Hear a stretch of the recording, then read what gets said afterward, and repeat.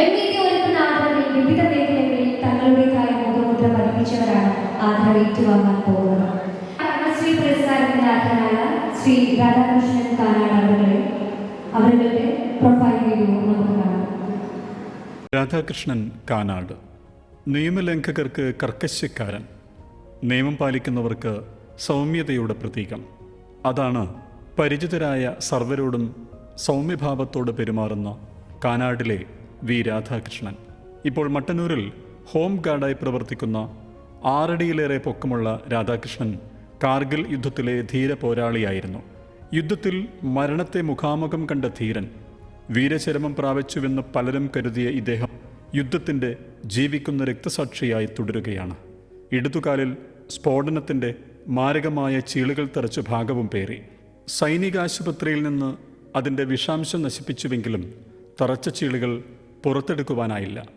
1999 India Pak Kargil യുദ്ധത്തിലായിരുന്നു സംഭവം. Indian സൈന്യത്തിൻ്റെ ശക്തമായ തിരിച്ചടിയിൽ ഒടുവിൽ പാക് സൈന്യം പിന്മാറുകയായിരുന്നു.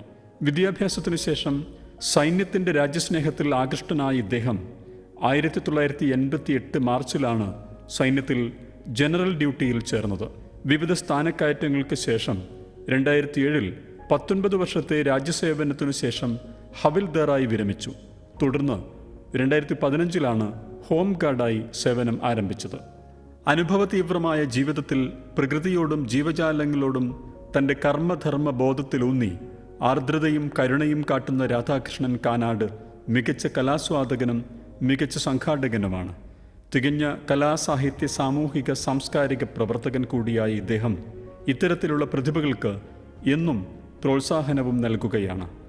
അക്ഷരം മനുഷ്യ മനസ്സിലെ അജ്ഞതയെ നശിപ്പിക്കുന്ന അഗ്നിയാണ് എന്ന് വിശ്വസിക്കുന്ന രാധാകൃഷ്ണൻ കാനാട് മികച്ച ഒരു വായനക്കാരൻ കൂടിയാണ്.